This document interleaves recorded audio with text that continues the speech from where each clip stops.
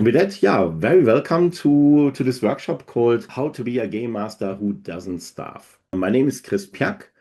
Before we really get started, don't worry, I will not be talking the whole time. I have a short presentation for you where I will talk you to the things that, in my opinion and in my experience in over 30 years as a entrepreneur and in more than 15 years as a career coach, really make the difference between those who make a good living from their work and those who struggle despite great potential and great skills. And this will be about 30 minutes, so I beg you to be a little bit patient with me. And then afterwards, we will have a Q&A, and I will promise I will stick around until all your questions are answered. Before we actually start, the last thing I want to say is that I'm really, really humbled and blown away by the interest of this workshop in this Dungeon Masterclass that Start Playing organized. This is by far the workshop that gained the most love of you and has the most participants. And when you look at the second next workshop that comes after that has already much less participants in comparison. And that's also by me.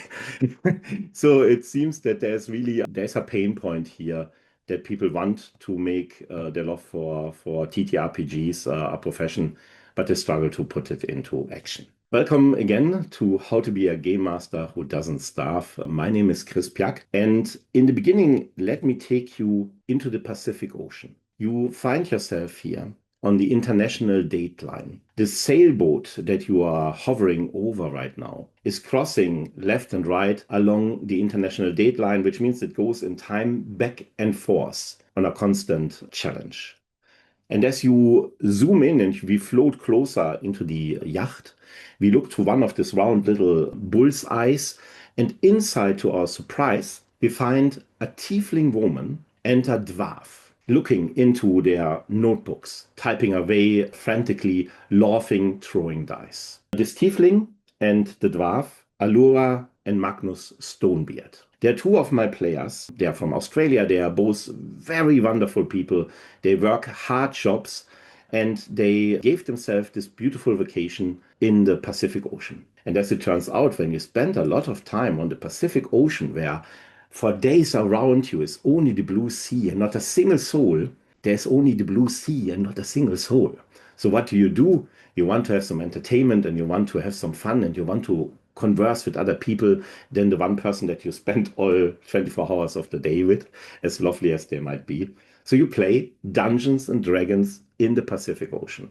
And the reason that I tell you this story, that I choose these two players of mine as an example for what Dungeons and Dragons players can be, will become obvious in a very short time. But before I tell you the reason why I start with this particular detail, let me tell you a very short thing about me and why I am competent to help you find ways to make a decent living as a dungeon master, as a game master, without constantly exploiting yourself. My name is Chris Piak. As you can hear from my very sexy accent, I'm from Germany originally, and I lived all over Europe in the last 30 years of my life.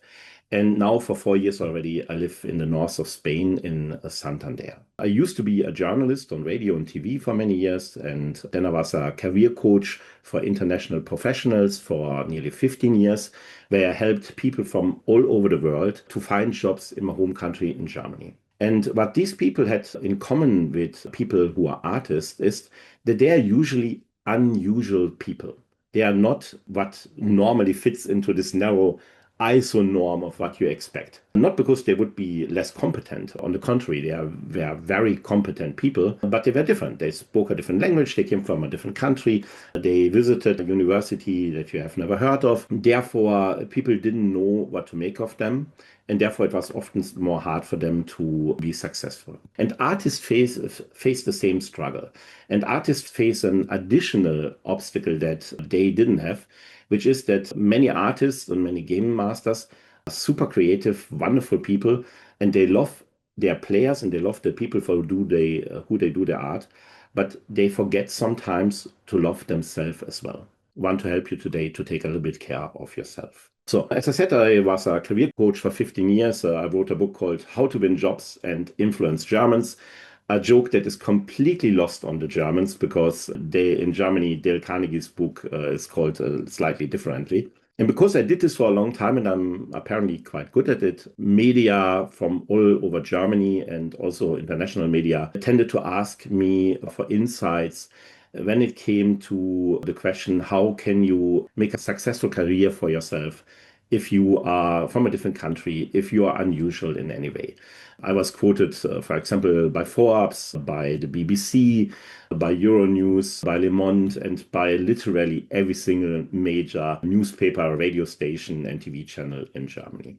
We have some people from Germany here in the chat today. They will recognize literally all of these media outlets. Yeah, and then came 2020 to 24. I got a call from a former coaching client of mine, and he asked me very straight up, "Hey, Chris, tell me, how can I become your competition?" My first reaction was a nice question to ask. My second thought was, hey, why don't you buy my business? Because I felt that I needed a change. I have been useful for a very long time, and now I wanted to be joyful. So I sold my business in 2024. In the next 2 years, I was writing a short novella, which is very funny, which is also not finished by now. I started to playing Dungeons and Dragons, which I loved very much. And I was really, really afraid to run my first campaign, my first one shot. And I was really, really afraid to then go and offer my games for money.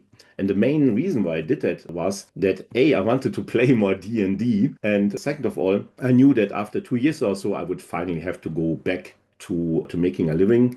And quite frankly, the thought of going back to being a career coach and helping people find normal jobs in a country that quite frankly didn't appreciate them enough, that was really depressing. So nowadays, I'm much rather joyful than being useful. But for you, I hope I will be useful. So, a long introduction. What I will do for you today is I will help you think about being a dungeon master in a way that sets you up for success. And that means, in my opinion, that if you want to be a happy game master who wants to do this for years and doesn't burn out, then you need enough money to make a decent living and to not worry about how you pay your rent. You need enough time to actually do the things that you do with love instead of hurrying from one thing to the next. Because of 1 and 2, you will then have the time or the ability to actually enjoy what you are doing. And a happy game master apparently also is somebody who gets late. I'm married for 15 years, by the way, so I read this for my own entertainment. I found this book by John Gottman and Julie Schwartz Gottman about relationships. They are two clinical psychologists who have researched relationships for 30 years. Regardless of being a dungeon master is a book I can really recommend you, or the two of them I can recommend. And they decided to open their book about how men can be better husbands to their wives with a story where the beautiful player falls in love with the powerful dungeon masters, as we all have done in the past over and over again. I found this amusing, that's why I shared it with you. That's the only reason. What makes a dungeon master or any artist successful in the long term? You get a very good example of that in the world of politics right now. You see two countries, Ukraine, who fights a terrible war to defend itself from an evil aggressor, and the United States, who fought a war because Donald Trump didn't want to talk about the Epstein files. And you can clearly see, when you look at the results, who had a theory of winning and who did not. Ukraine, you see now that after 3 years of preparation, Ukraine is going on the offensive. And in the United States, you see now that Donald Trump left the world, the United States, in a much worse condition than it was 2 months ago for something that nobody understands what it was supposed to bring. And in your personal life, this is unfortunately also true. People have a theory of victory. They first of all know who they are. They know who your clients are, and they know exactly what they want. And if you don't do this, then you don't really go very far, or you don't go as far as you could do. Before I talk more about that, here's a fair warning. I know that you all wait for me to show you some concrete numbers of how much I earned in 1 year of playing on offering games on Start Playing. And I will do this. I promise that. So I will actually also do this. And people often tend to jump over this part where I talk about the big foundation. Don't do this in your own interest. I have been self-employed for 30 years in different businesses along the way.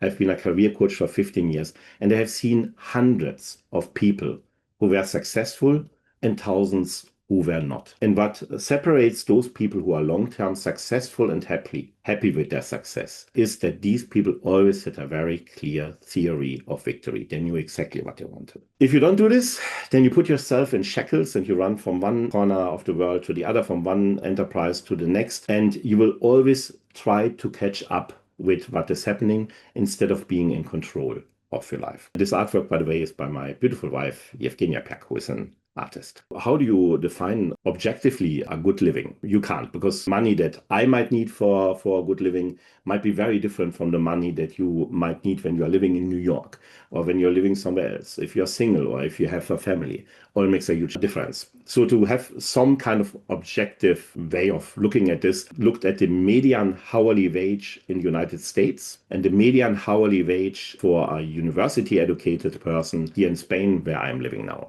So that would be about $30 per hour that you hope to achieve. And you see here how my first full year as a GM on Start Playing went. I started on 15th of August 2024. That was basically my tryout phase. And then 2025 was the first full year. Now 2026 is the year where I'm actually at a level that I'm really comfortable with. So theory of victory: know who you are, know who your clients are, and know what you want. What does this mean? First, you have to know who you are. And I know exactly who I am. A while ago, I joined a campaign with a wonderful GM, a really amazing GM with other players who were fantastic. They were like real friends. We helped each other. We had adventures with each other. And nonetheless, I left that campaign. Why?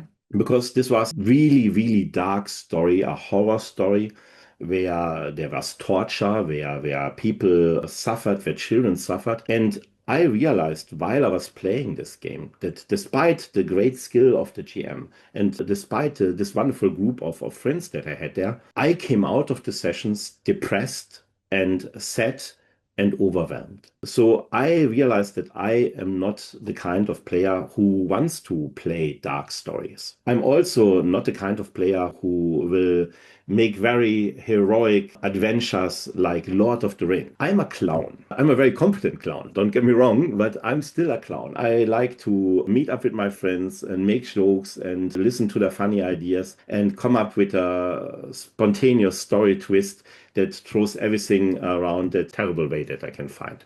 And some of you who are here, you played with me, so you know that this is true. I realized the kind of games that I want to play are games that like a 1980s action movie. Makes very often no sense, very ridiculous setup, but you have a great time along the way. And if you want to be successful long-term as a GM and don't want to constantly look for new players, this is the first thing you need to know. You need to know exactly who you are, what kind of games you are offering. And I had a message in advance from one of the people who joined today who wrote me that, yeah, I have to struggle that people don't stay around. People often leave after 10 to 12 sessions and they don't stick around till the end of the campaign. Educated guess would be that this probably means that when you wrote your offer and when you wrote about yourself as a GM, that it wasn't clear enough to the players what kind of a campaign you run, what kind of mood you bring across. If you know yourself very much, then you can much clearer communicate, hey, this is what I do,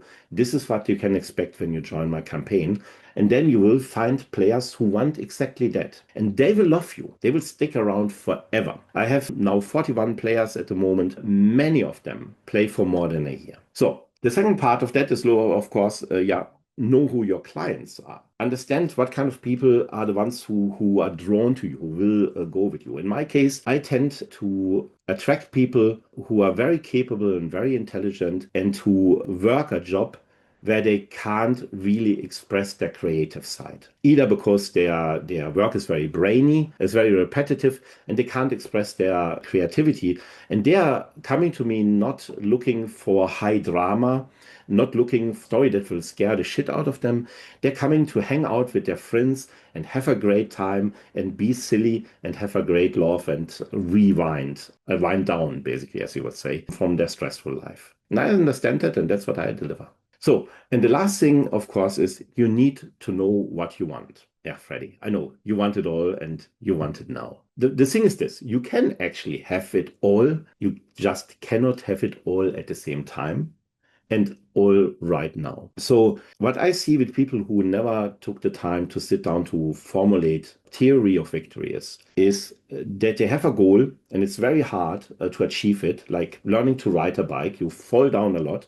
So after a while, they give up and they try something else. Or they're conflicted. They say, yeah, I want to make a decent income, but I also don't want to stress myself out. And I want to spend time with family. And that's all legit. And you can achieve all of this. You can bring all these different things together, but not at the same time. So you have to pick one thing that you want to focus on first. The one thing that if I put a bullet gun to your head and I force you to make a decision, you say, this is the one thing I focus on now. And then you work step by step until you achieve this one thing. And then from there on, you optimize. In my case, the first 5, 6 months of playing between August 15, 2024 and Christmas, I just wanted to play as much as I can to gain experience, to learn as much as I can. Then in 2025, I started to understand, okay, by the end of the year, I will have to make a living out of what I do here. So I started to optimize what I do, raise my prices, structure my games differently, and learned how to optimize it over time. And I will tell you more about that a little bit later. And now that I achieved this goal and I know, okay, I can cover my bills with this and it's all fine. Now I focus on the next thing that is important for me, which is to make sure that I can maintain this long term, do every single game session with love without burning myself out. Meaning I organize my games so, for example, that I don't have games every single day anymore, but I have several campaigns on specific days so that I also have 3 days where I can spend time with my children or go to the beach and spend time with my wife. So Happy Game Master has more money, more time, and more joy. Let's talk about the math of money. Thank you for your patience so far. I promise we halfway through already. The math of money is very simple. You have a price, you have the number of players, and you have loyalty. So the price times the number of players, they decide what you earn in the now. They decide how much money you take home this month. Loyalty decides how successful you are on the long term, how your business will develop 5 from now, 1 year from now, 5 years from now, 20 years from now. And in the short term, you need to match price and number of players. In the long term, you need to manage loyalty because people who love will stay with you for a very long time. And that's what will make you successful and make your life easier in the long term. Let me explain for those of you who never offered a paid game on Start Playing, a little insight how Start Playing actually works. So you see when you go to and look at games, you see an advertised price, say $33, for example. And that's the price that the game is advertised for. But as a player, it's not the price that you pay because you pay $33 plus a credit card fee to start playing. So it's a little bit more that you pay as a player. The game master on the other side doesn't get all this money because of course start playing is a business and they also want to make some money. So you have to pay them a small commission, 15% on the advertised price. So from $100 that is advertised price, $85 actually come to the game master. So you would see when you have the advertised price plus the credit card fee, this is the total cost for the player. From those 100% total cost for the player, about 75% ends up with your game master in the end. So I had a few conversations over time with other game masters and other players who, when they heard that, oh yeah, Start Playing takes 15%, they were like, oh, so much, that's so much money. Let me tell you something. I have been self-employed for 30 years. I have run several successful businesses. Nowhere in none of my businesses, in no industry that I worked in no country where I lived in, and I lived in 7 different countries, nowhere did I ever find clients as easy as on Start Playing. Start Playing is for game masters a gift from the heaven. It's like manna raining down from the heaven. And to pay 15% for not having to actively go out there in every little chat group, in every little forum, ring the bell all the time about how great you are. That's wonderful. That allows you to run a business that will not only last for a year or two, but that can really feed you till you retire. When I was a career coach, when I just started out in Germany, I spent 2 years or so advertising on Facebook and LinkedIn and all the other crap. And I got a lot of clients and I got good clients. And when I, after 2 years, analyzed where my clients came from, not a single one came from the advertisement. I spent $50,000 in advertisement without ever getting a paid client. And I paid this upfront because if you make advertisement on Google Ads, you have to pay per click. If you make advertisement on Instagram, you have to pay per view or pay per interaction. All this stuff you pay for without even knowing what you get. On Start Playing, you pay only if you actually get a result. If you only pay if you actually make money, and 15% is nothing. It's forget it. So if you ask me, is this expensive or not, then I tell you, Devin, you are my hero. Amaze, amaze, amaze. Long story short, this was very awkward. I don't want to come across as a fanboy, but I really am, because I appreciate how hard a business it is to find clients normally. This is 2025. No? I already had learned the first things between August 2024, end of 2024, and 2025, first full years. And you saw that I started the year out with about $1,000. And I put converted it into euro as well because I live in Spain and that's for me way more relevant. And then the year went on, and I started to earn more. And you see my conversion to euros got worse and worse during the year because the dollar was so weak. Over time, I got more and more players. I got also some players due to my old business and to my writing who come directly to me, who don't come to Start Playing. But overall in all, development was quite good till in October, November, December, I finally reached my then goal of $3,000 per month. Because that's for me here in Spain, that's fine. I can manage with that. What I learned in this time is how price affects everything. What would you guess? No, because over time, I started to raise my prices. My very first one shot when I started out in 24 was $5. And then I raised it to $10. We have a player here of mine Stasia, who is actually was my first player who came into the game. And back then I charged $13 per game session in a campaign. And over time I got more confident. I started to raise prices always for the new players. The old players, they all kept paying the old price. You see, prices went up, payment went up. As my prices went up, so went my income up. So this 2025, raised my prices, went higher. New players paid more, old players paid the old thing. Then came the end of the year, and I knew that my non-compete payments from selling my business would end. And I would have to rely solely on my business as a game master to make a living from that. So I had a really scary task in front of me. And that was to go to all my old players, of which some of them paid $15, and told them, hey, if you want to continue playing with me, then in the new year, you will have to pay me $30 per session. For some of them, that was twice as much as they used to pay. And that's a really scary conversation to have because, of course, you fear that instead of them saying, yeah, it's okay, they might leave. And if enough of them leave, then your whole campaign might fall apart and then you have nothing. Because I approached this very openly and I explained to them why I needed to do this. And because something second happened that was very useful, which is that just in December, Start Playing added a new feature where you could raise prices for existing players and have the players accept this higher price. This came really like a godsend for me. So I did that, I explained it to them, and I explained it in every campaign that I was running. I was explaining it one-to-one to different players. And then I sent them the message on Start Playing, hey, higher price, do you accept? And guess what? Every single of my existing players accepted a higher price.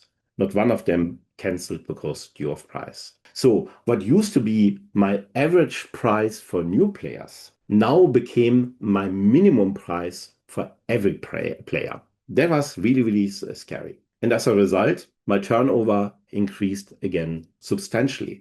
And for me, higher turnover does not mean simply more money. It means most of all, more security. Because it means that you don't have to sit there every month thinking, can I make my living? Can I pay my rent? Can I buy new stuff for my kids? because they grow all the time. They constantly need new shoes, new bikes, new everything. So a higher price is not a luxury, it's not greediness. It is providing yourself with little gap of security that you really need if you want to live on long term. Higher price equals more income. This shocking insight is presented to you by Chris Piak. Yeah, it was really shocking when I grasped that insight. That's a D&D joke here. The smart people among you will say, well, yes, of course, you ask more money, you get more money, but only if the players actually go along with it. Chris, how did your played sessions develop after you raised the prices? And that you can see here. You see here from January till December last year my prices. And as you can see, the number of sessions played per month increased continually. So I started the year off with something like 76 sessions per year. By the end of the year, with higher prices, I had 100 sessions per month. And with this 100 sessions, I made $3,000. And then in 2026, I raised my prices in June again, just a little bit. And you see that the number of sessions went down a little bit. And then it started to recover again with much higher turnover. This is a bit misleading because what happened here is that because I was now earning more money, I was able to reduce the number of one-shots that I played in order to attract new players. And I could focus more on just my campaigns, which means I suddenly had more time, more ability to breathe, and also recover a little bit because playing all the time, this is very exhausting. Yeah. If you have more money and you have more time, the outcome is very often you have more joy because you are not constantly stressed, you're not constantly afraid. And your players really feel this. If you are worried and if you are down, your players, I don't need to tell the experienced GMs this, they immediately pick up on this. You are really performing in front of an audience when you run a campaign, and you have to transport the energy that you want your audience to have. So, which brings us back to my hourly rate versus the US median hourly rate and the median hourly wage for university educated people here in Spain. So by the end of 2025, I was roughly at a median hourly rate. And then because I raised the prices not only for the new players, but for everybody who played with me, my hourly rate suddenly went this. And look at this. Very soon, 2 years after I started working as a GM, there's somebody new joining. Just 2 years after I started working as a GM, I now earn as much as a very cheap plumber. So there was something more that I wanted to tell you very quickly, and then we are finally ready. Yeah, this is basically my story, how the mass of money, together with your theory of victory, moves you from more money and more time to more joy. And as a result, it's now nearly 2 years. 15th of August will be exactly 2 years that I played. I run more than 600 sessions. I got more than 100 5-star reviews. I have wonderful players who play with me for a very long time. And I enjoy being a GM. And I'm 53. I can see me doing this until I retire. And then even more just for the joy of it. Because the loyalty that you get from your players, if you have the time to really be present there, because you don't have to worry about money and other stuff, is what makes this so different and so great for a game. And if you do this all, then you might end up with messages like this that I got from one of my players after a session. He sent me a printout of his, Herzschrittmacher, of his heart monitor. You can see at the time when the session started, the heart rate went from 80 up to 140. And he wrote me, Chris, consider this positive feedback. My heart rate over the last few hours. And that's why we do it. Great. This is everything I wanted to share with you, and thank you all for your patience. We come now to the part where I will answer your questions. If you want, before you leave, head over to my website, livingunconventionally.com/GM. I have a little sheet for you if you just start out as a GM that takes you from zero all the way to all the different steps you have to take until you can offer your first one shot. And if you are an experienced GM, you can also sign up because I will share with you 5 tips that you can immediately take to raise up your income. Along the way, I write a newsletter about once per week. I don't want to spam you. I don't want to get on your nerves. And I will share more insights, more advice on the business side of being a GM.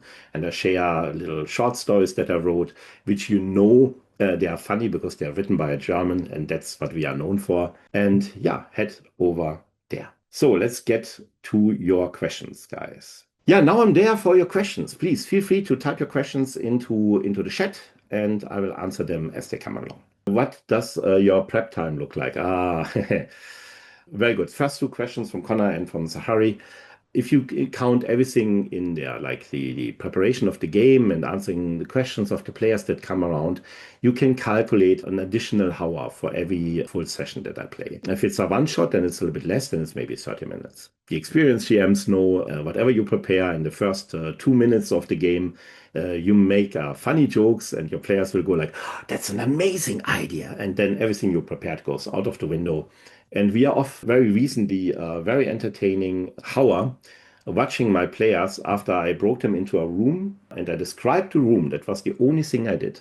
I said there's a table, there's a chair, there's a bed, and there's a door. In the next 45 minutes, my players were discussing what they should do with the door. They were not making any checks. They were not like, hey, I roll an investigation check or so. No, no. They were discussing if they should roll an investigation check and what might happening if you do. I don't know what was behind this door. I just described the room, you know. So that's how life as a GM is. So 1 hour I spent on big campaigns. And wait. Let me go back. Second question was, how long did it take you to find your players for your first game? I started with one shots, which is also something that I would suggest to you if you are completely new, because it's much better handleable and will get you reviews, which is important. I think it took me not even a week because I made it deliberately very easy. And very easy doesn't necessarily mean you may have a low price. It just means to say, hey, I will play with you even if it's you alone, just one player.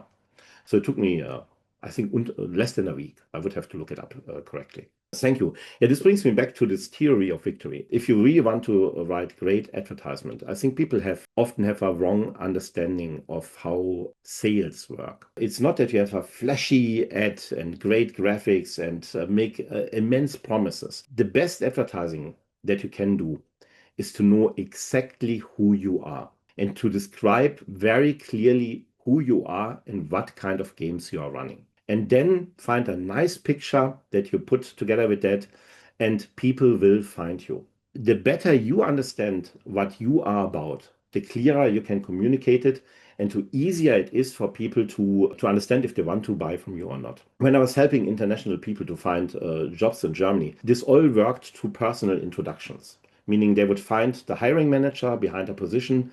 I would reach out to this hiring manager for them, and then I would introduce them. And what I learned in thousands of conversations is that people are two things. Number one, people are super helpful. They want to help you. And two, they are super lazy. People don't want to think. That's why TV is so popular, you know. If you want people to buy your stuff, be very clear in your communication, be very clear what you offer, why it is great, and then actually tell them also to sign up. You would be surprised how many people forget to this little thing. Sign up. Best advice for scaling up from part-time to full-time without burning out. So if you are so lucky that you already have one or several campaigns running and you want to move it up, the first thing to do is to look at your pricing and see, do I charge what I really worth? If you look at the time that you invest, and you look at the fact that not only do you have to earn your own wage, but you also have to earn your health insurance here in Spain. You are, even as a freelancer, you're part of public healthcare. So you have to pay for that on top, and you have your costs, which are admittedly super, very, very little when you are a dungeon master, but you have to pay taxes. So in the end, you need somewhere around $45 minimum, I would say, to make a living. So the first thing is look at your existing players, ask yourself, do you charge enough money to actually get there? And if you don't, then pick a price that you think is really fair and then communicate to your existing players why you have to raise your prices. And don't just send them a message, yeah, prices go up. Talk about this in the group, explain the background, explain the why, and then talk to each player individually as well. And only then, after you told them, hey, I talked to everybody from this month on, it will be this and this, then you send out the message on start playing, please accept a higher price. And if you do this, people are fair, especially your people who play with you, you know. They don't want you to starve, they don't want you to worry, they don't want you to not be able to make a living. Fun fact that I also learned not only with Dungeons and Dragons, but really over 30 years of business. If you ask higher prices, you will have happier players. People who are willing to pay more money complain way less than people who pay very little money. I found this in every single business that I had. And they are also more loyal and they stay around much longer. That's something that I can give as advice for that. That's where I would start out. And then I would look at several different other things as well. What about the boat with the tiefling and the dwarf? Hi, thank you, Dave. Allura and Magnus Stonebeard. That's exactly what I mean. There is a belief about people who are not selling stuff themselves, that people always go for the cheapest offer. And that's not true.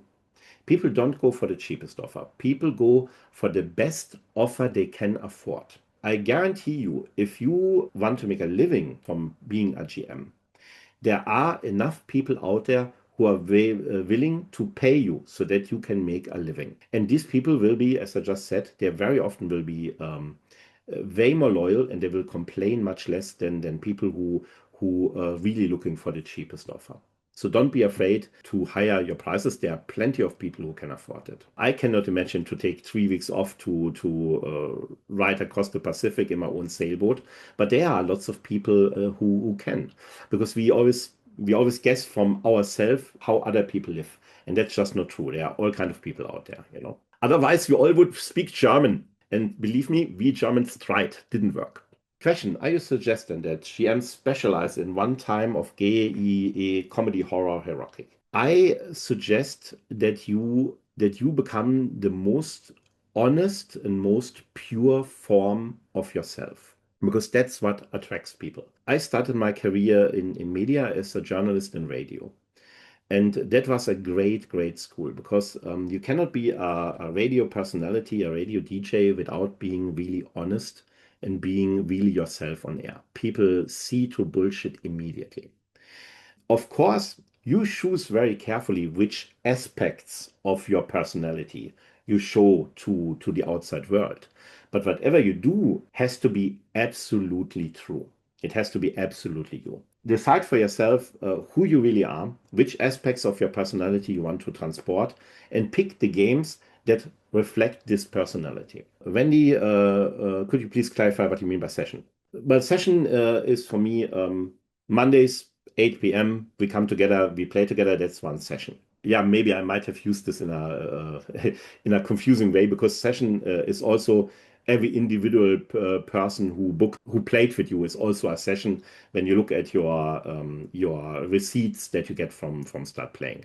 So it can mean both things. So I'm sorry, I switched there.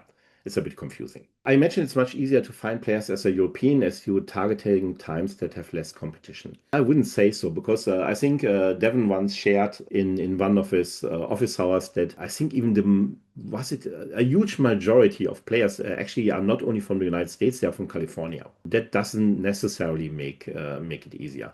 And in the beginning, in this first year, when I tried out everything in 2024, this would really kill me, because I would schedule games at midnight just to be able to tap into those players. And I'm a morning person.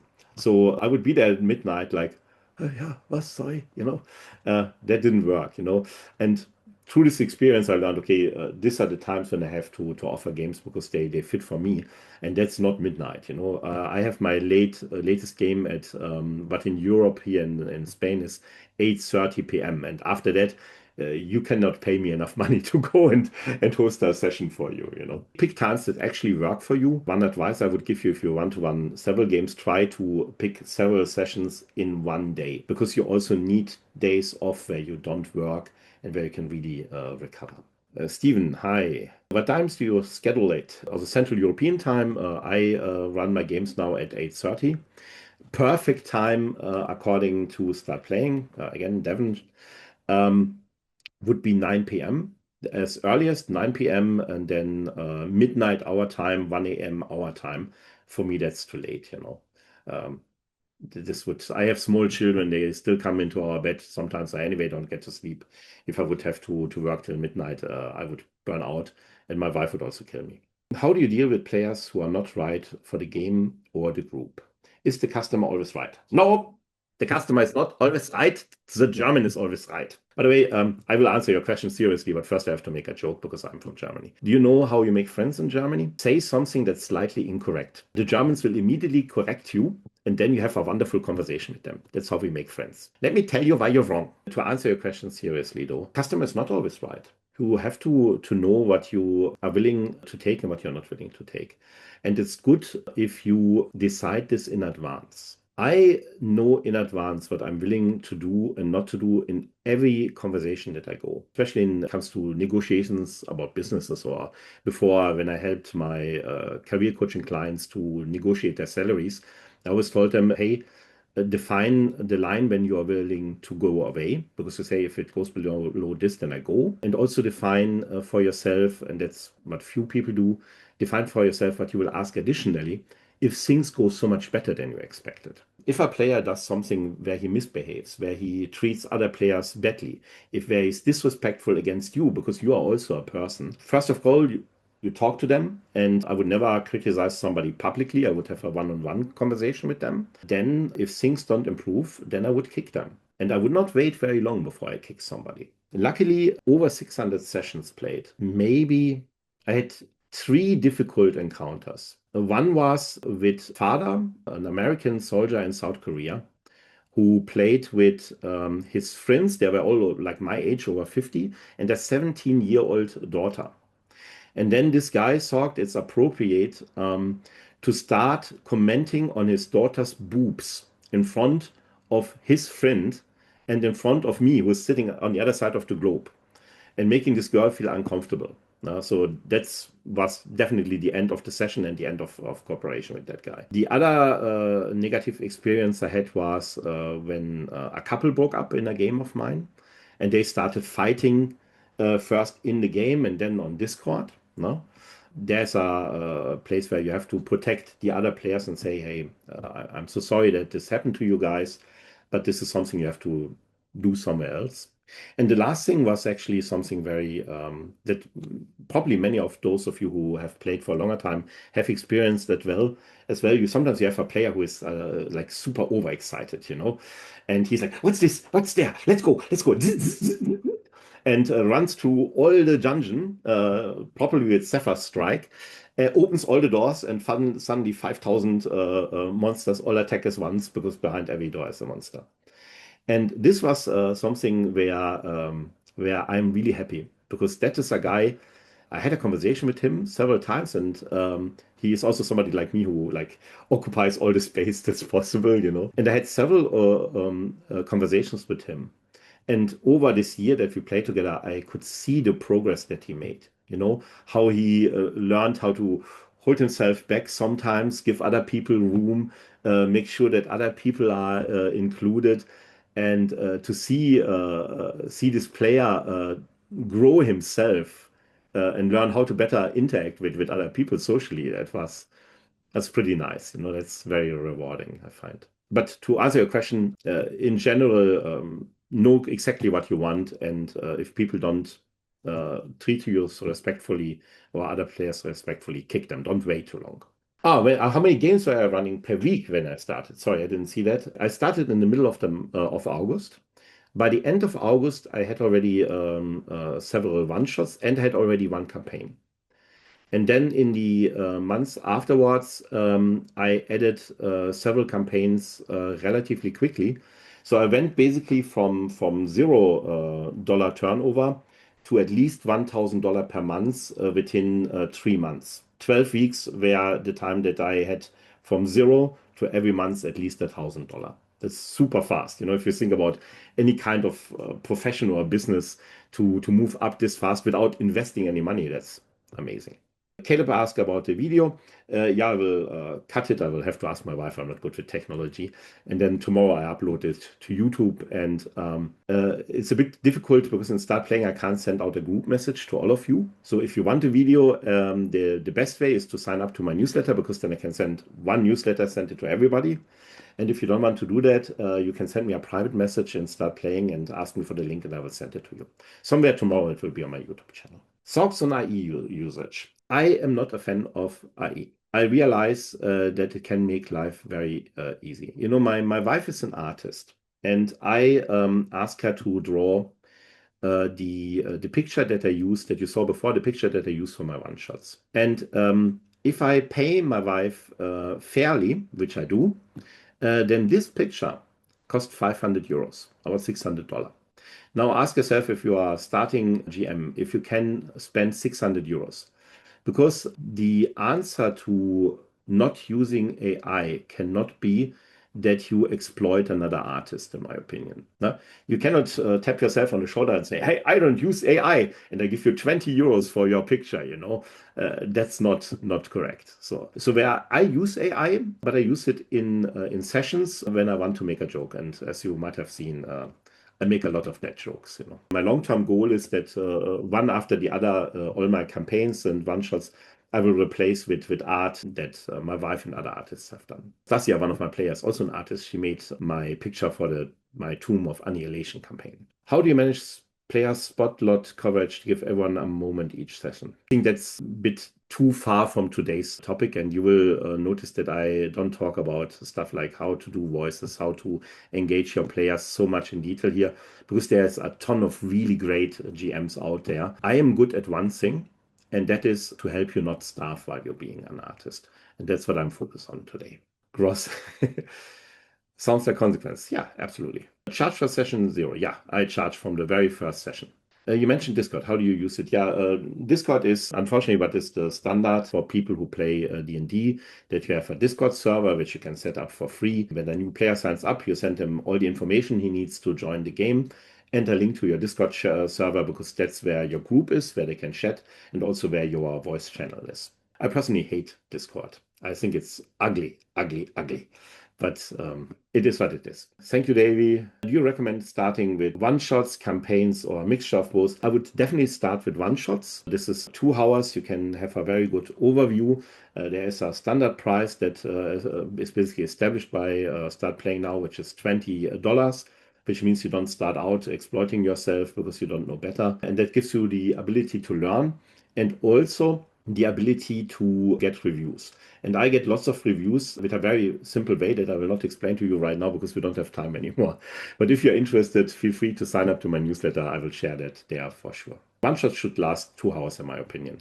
If you have somebody who is a completely new player, 3 hours would be overwhelming. At 2 hours, you have enough time to explain to them the rules that they need to know, also to have them experience them. But it's still so short that they will go at a height and will leave wanting more.